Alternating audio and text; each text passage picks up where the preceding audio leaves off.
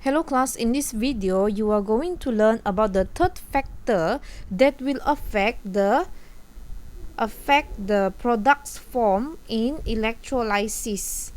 Okay, in electrolysis, you already know that in electrolysis there are three factors that will affect penghasilan produk, hasil-hasil dia. The first one is the E0 value yang kamu sudah hafal dalam SEPS, the Standard Electron Potential Series yang Lisa nak ke Kanada tu. And then the second factor that you already learned is about the concentration. Ada solution yang pekat, ada solution yang cair. So the third one will be the jenis electrode.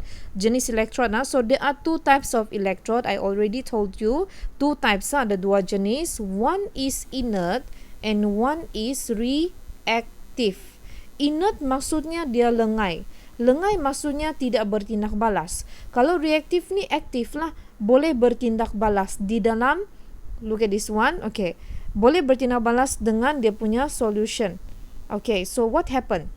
If you see a picture like this is electrolytic cell, and this electrolytic cell is using carbon electrode. Ni nah, carbon. So kita katakan bahawa faktor jenis elektrod tidak mempengaruhi di sini, tidak akan mempengaruhi hasil.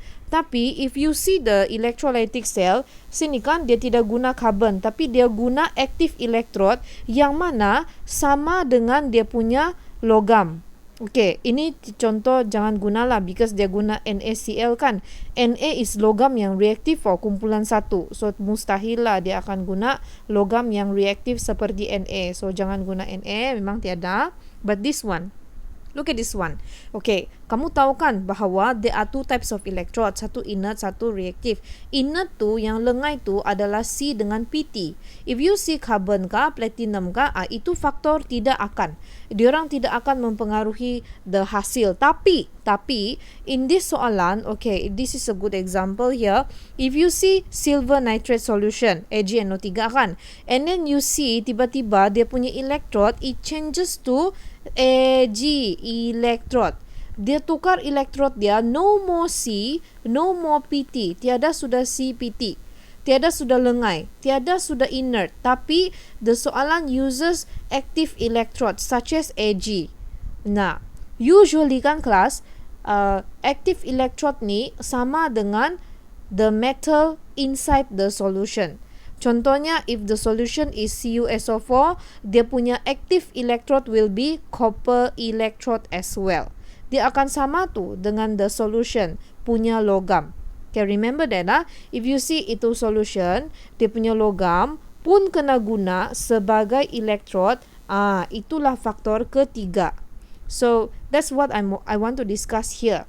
Okay. So I will use one example of solution. Nah, contohnya yang paling famous adalah CuSO4 solution. If you see CuSO4 solution, normal lah kan, normal. And then the solution, the soalan say this solution, this electrolysis uses copper electrode. Nah, okay, something is different sudah. Dia guna copper electrode. Maksudnya, the soalan sini adalah CuSO4. Lepas tu no more this. Dia akan guna Cu. This one also Cu. Jadi nampaklah di sana kan. Dia punya electrode ni sama dengan dia punya logam di dalam solution. Jadi apalah beza dia? Okay, let us look at the tips. Okay, for your information, your textbook, Cikgu Azmi's book in page 42 tu ada errata. Errata means ada pembetulan lah. Okay, so you copy this one later inside your book. Okay, what tips are given by Cikgu Azmi? Before we understand the tip, you understand that what you need to do when you have a solution is you need to write down all the ions down first like this.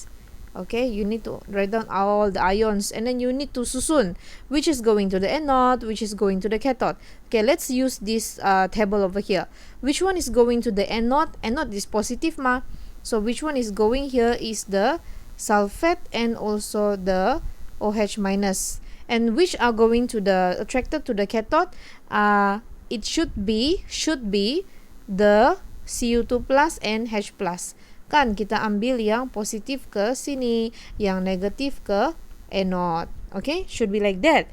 Tapi look at this Cikgu Azami's book over here. Ions that are attracted, okay, this one no problem. Tapi look at this. He cancel this one. He cancel ions that are attracted to the anode. No more sulfate, no more hydroxide. No more.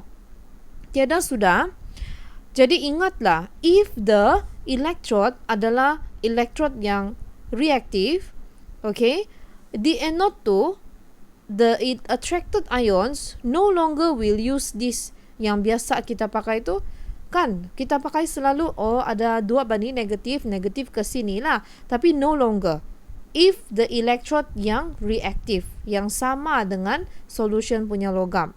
So what happen? Apalah yang akan dipilih nanti? Tiada apa-apa pun masuk. Okay, don't worry, we understand the second one first. Ion discharge. Okay, between Cu2 plus and H plus, which are going to be discharged? Okay, look at the notes here. Ions with E naught are more positive E naught. So how to see? Where is the E naught value for Cu2 plus and where is the E naught value for H plus? Okay, you have to go to SEPS, the standard electrode potential series. Okay, just now you were given OH minus and also SO4 2 minus. Kan? You were given Cu2 plus and also H plus. H plus is here, Cu2 plus is here. It's just above one of each other. So look at this. Which should you choose? According to Cikgu Azami's note, you should choose ions with the more positive E naught value. So you will choose Cu2 plus lah. Cu2 plus because the E naught value is more positive. Okay, understand that one? Jadi di sini we are going to choose Cu2 plus. Begitu. Lepas tu, cancel lah the H, no more. Because the E naught value for Cu2 plus more is higher. Okay, so apalah yang terpilih di anode ni? Kan just now we already cancel this one, we cancel this one. So apalah yang pergi ke anode? Okay, apa yang pergi ke anode adalah the electrode or atom. Electrode ataupun atom ionized to form ion metal. Apa maksud dia ni? Okay, apa electrode yang digunakan dalam this solution? Bukan copper kah? Copper, right? So copper lah di sini yang terpilih. Begitu. If you see like this, macam ni, it's a good example here. If you see this one, AgNO3, and then it uses Ag juga here. Both of these are silver. So what are going to be chosen to the anode?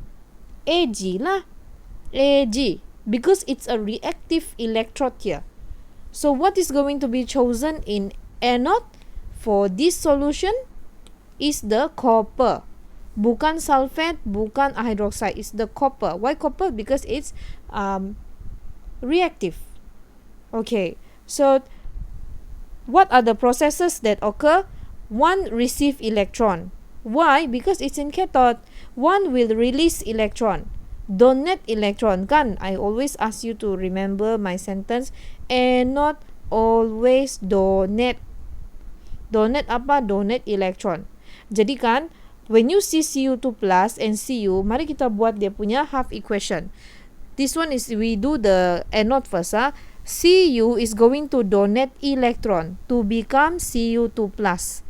Atom akan jadi ion by donating the electron, 2 biji. Okay?